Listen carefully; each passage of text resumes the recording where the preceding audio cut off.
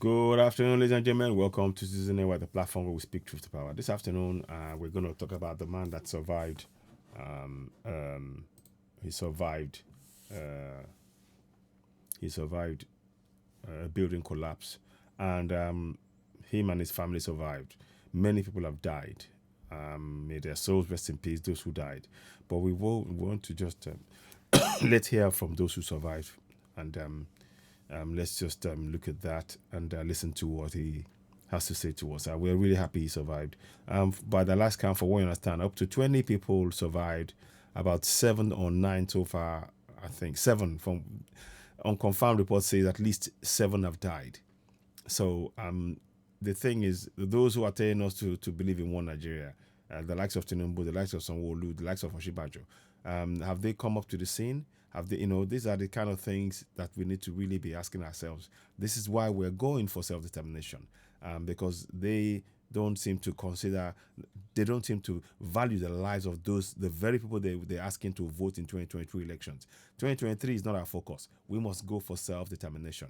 That I want to state clearly. Ladies and gentlemen, you're watching CitizenAY, the platform where we speak truth to power. Let's watch this now. I'm going to urge you all, please, those of you who subscribe to us, we're grateful for your support. Please subscribe to CitizenAY on YouTube. Go ahead and click the subscription button, hit notification button, give us the thumbs up. Very, very important. Very, very important. Now, let's watch the story of this man and his family here. Let's listen. So immediately this stopped. That is when I felt a little bit unconscious. My child just called my name and I wake up and so yeah, you put it down. Pass safe way to pass and come towards where I am. And I burst the ceiling and moved out from the place. Boss, come. Move first to see. What's your name, please? I don't know my name. No, it's English. What's your name, please? But I just talk to this trainer. Chama, just your name, please. Can you tell us about it? So, from what you are saying, you were in this building. Can you tell us what happened yesterday? Yeah, I'm in this building. I'm on the third floor. Something is happening now. 1 minute. Just give me a minute, please. It was so shocking. I just had a turn, something like a thunder. It just came down. Thunder. But thank God for his mercy and love that I and my family would escape from the building. How were you able to escape? How did you come out? Yeah, when it is turned to the stage, it stopped. So my child called me, I knew he was alive. So I tried to move towards me and the on the top floor, so the roof, I broke the ceiling and the asbestos and found a way out. Asbestos. But before this day, have you been noticing anything strange regarding the building? Yes, in my own flat, like my doors, my flat, I have little black. Then there are some people shops. In the shops, they have broken things that they feeling that they are just so they keep on. Because, Nigeria, Lagos government should do something about this rate. Did you see that? They said there was a crack in this house. You could see a crack. I think at the door or something. Then the shops, they felt a crack somewhere. All of these are signs that building was unstable. If you had the rules and building regulations service working immediately, people have been evacuated from there. But they're not functioning. These are the reasons we keep telling you we have to go for Oduduwa Nation. We need to, because we need a governor that is accountable. I don't know if Tinubu or Oshibajo or Sanwo-Olu has showed up and condoled with the people there and begin to put real plans in places to address the concerns of the people. This man is going to shortly talk to you about the cost of renting places. What is the government, in 2020, Tinubu is telling you, vote for me. They're not going to deal with your problems. They just want your vote and then they will ignore you. That's why we need to say no to 2023 elections. We have to go for self-determination. Let's listen on. If the rent is cheap, everybody would have moved before now. If those that died So there's no money, but we have moved.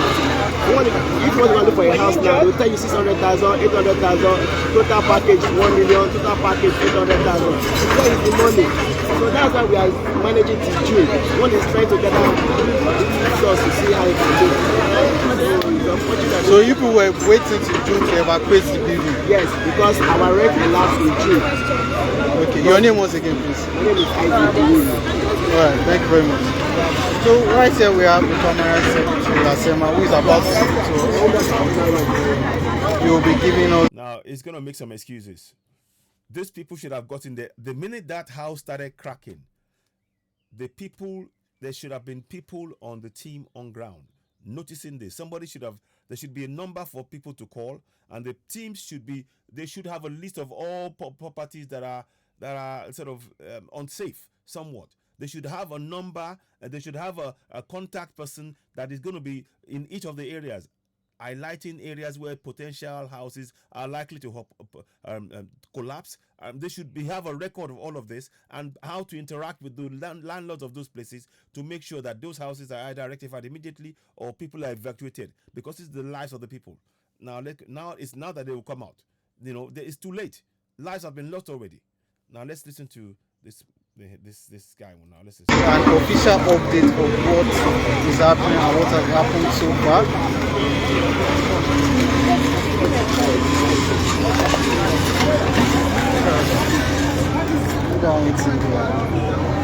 Boss, good morning. Welcome. You're going to be giving us updates on the situation so far, please.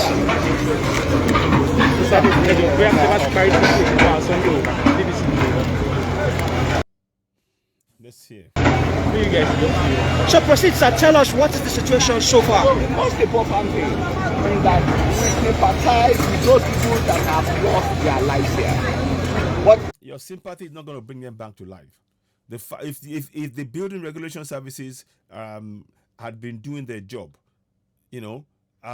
people, they would have been able to move people away from before the house collapsed. Because the man was saying that they were hearing cracks, and they were hearing that some of the doors, a little crack by the door, a little crack by in the shops, they were all feeling this. But because nobody, this is the work that should be doing. These are all signs of a failed governance. That's why we're saying we need to go for self-determination. Contraction Nigeria is a death trap, literally a death trap. Listen to this. Let's continue. it is pertinent to know that the state government, the state agency, the building controlling agency has marked this place as a distressed building. Building control agency. So they marked it as a distressed building. So why were the people still in there? Why were the people still in there? That's the question. They have answers to give us. They have questions to answer. Listen. Not only that, they have sealed this place. So it was sealed. So if it was sealed and people are in there, what does that tell you? So that means your control, your controls in sealing those properties is not working. This is and lives of people who have now died have been lost. It's not enough to just say seal it. What physical steps have been taken to ensure that house is not occupied because it's unsafe? Let's listen on. However, at 10:56 p.m., the three-story building collapsed. If a building is sealed as unsafe already, which is what we are now saying to us, and that's good that you've done that. Maybe there's some sort of semblance of some sort of work going on. We'll acknowledge that, but nonetheless, nobody should be in that house. If you believe that house, if there are signs saying, if you've put up signs that okay, that house is not fit for human habitation because it's unsafe. But what steps has been taken to ensure that nobody was in that building? Because in the UK, that's what they will do. They will put the sign up, they will protect it, they will cover, and if needed, nobody would be allowed to be in that house. Recording in progress. Okay. So I don't know. So you just wanted to I don't know what happened there, but I'm bringing it back. It said something about it's not working properly.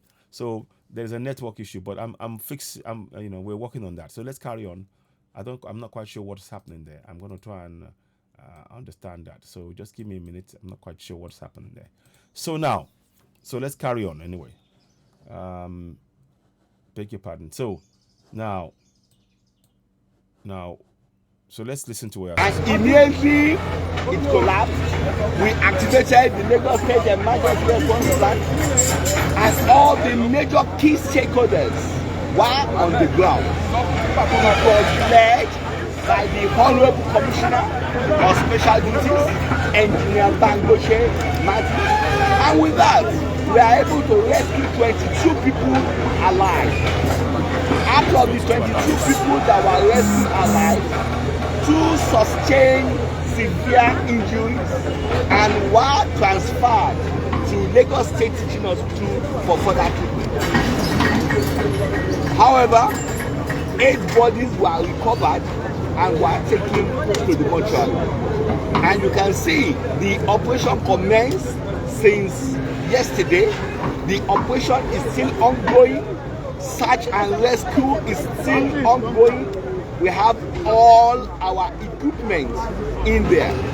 However, it is pertinent to note that we have to apologize for the slow up. Not quite sure what's going on here, but we'll be up and running. the challenges that we have at this operation. One is due to overcrowding. We tried to control the crowd, but it wasn't that easy. Aggressiveness of the crowd, throwing stones on the primary respondents. However, with the assistance of the task force, the RRS, we are able to summon that challenge, and you can see that we are using all the necessary equipment to achieve results. All right, thank you so much, sir. Yes, they are live equipment, which is called Delta. It was because of the use of Delta, that's why the success of this operation was very high. And that's why we are able to recover 22 people from debris alive. Thank you very much. We just spoke to the permanent secretary Lasema, who told us about the rescue operation so far. He noted that It's good that they came in, promptly and all of that, but nobody's life should have been put in danger. Once you say that building is up for demolition, every opportunity, if they have to put manned security there to prevent people being in that property, that's what they should do. Now lives have been lost. 9 lives or 8 lives have been lost now. Listen on. the building came down around 10:56 p.m. yesterday night. 8 bodies have been recovered from the scene, from the site, while 22 persons were recovered alive, with 2 severely injured. So we're still live here. Earlier we spoke to the residents and occupants of the building, who narrated how he was able to come out of the collapsed building. He said he came out through the roof. He had to break the roof to come out. He noted that when the building came down, it didn't come down. This was also a broadcast earlier on by Punch newspapers. So credit to them for bringing it to our attention. And we're talking about it on CitizenAY, the platform where we speak truth to power. Please don't forget, go ahead and subscribe to CitizenAY on YouTube as you're watching. We really appreciate your support. Let's continue. Thank you. Subscribe to CitizenAY, hit notification button, and give us the thumbs up. Let's carry on.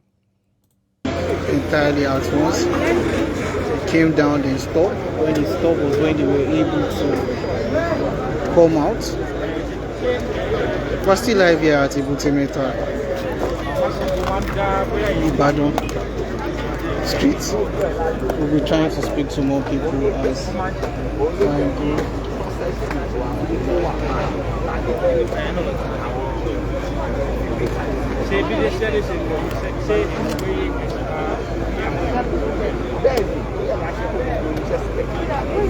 You see the demolition a vehicle is walking away there. Someone duly noted that a number of equipments are on ground, including a live detector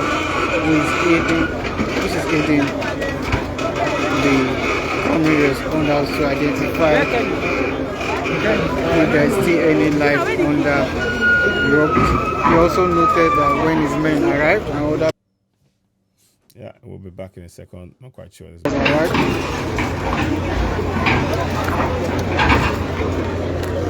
they were being attacked. Stones were being thrown at them by residents. It took the intervention of the Nigerian police and the IRS to control the crowd. Even as a reporter, I experienced some of the roads of the crowd when I arrived here at the scene. Whilst we don't condone violence in any way, people who are frustrated because lives mean nothing to these people in power who want to be your leaders. Your life means nothing to them.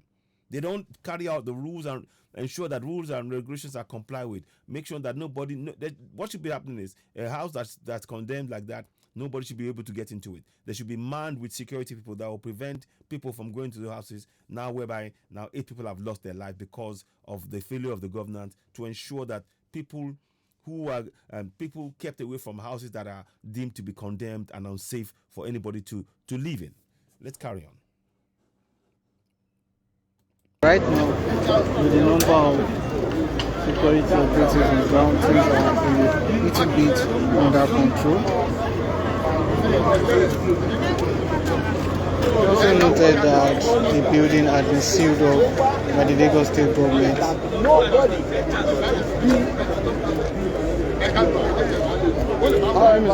Yeah, we know the government still sealed it off, but they should also have manned people, 24/7 people there around the clock to ensure that nobody goes back into that house. They failed to do that, and now 8 are dead. They failed to. The responsibility is that of the government. You cannot say, "Oh, we told them to move out." That's not good enough. You also have to seal that house using manned people, security people to secure that property, ensure that nobody is put in danger by going to live in there. And reporting live from Ebute Metta, where a 3-story building collapsed yesterday night. We'll be back shortly with more news. So you see, thank you very much for the Punch newspapers. Credit to them for this broadcast. Now, what I wanted to say again is, if you look at that, the government is not doing what they're supposed to do. Nobody, if a house is condemned, like you said it is, then it is down on the state government to ensure that those properties are not occupied. Down to even if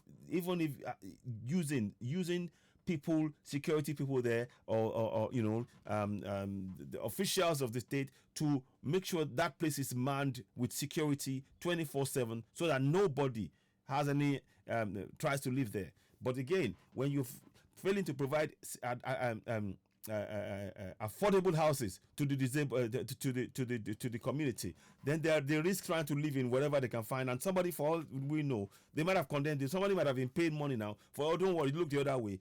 They take the money and they collect money, and the lives are lost now. 22 injured, 8.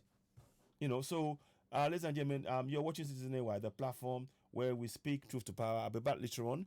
Let me just see what's going on with this now. We're trying to work out what's going on. I hope you can hear me. Yeah, you can. Recording hear me. in progress. So I don't know what's going on, but we'll be fixing that soon. So we're just gonna. There was just a bit of technical issue there, but we will sort that. What is important is what we were talking about there. The property has been made secure and safe. So that's what I wanted to just bring. So like I said, the figure that we had is 22 survived, 8 dead, and many more. We don't know how many injured. But the house property collapsed in Ebute Metta, 3-story building at 10:56 last night. So, ladies and gentlemen, you're watching CitizenAY, the platform where we speak truth to power. Please join us later on. I'll be back with more updates for yourselves. You're watching CitizenAY, the platform where we speak truth to power. Please tune in and join us. So, here we go. Let me just do this before I go. Please subscribe to us on YouTube. Go ahead and subscribe to us on YouTube. Thank you for watching. You're watching CitizenAY, the platform where we speak truth to power. Don't forget to click the red button hit notification button, and finally subscribe. Thank you for watching, and goodbye.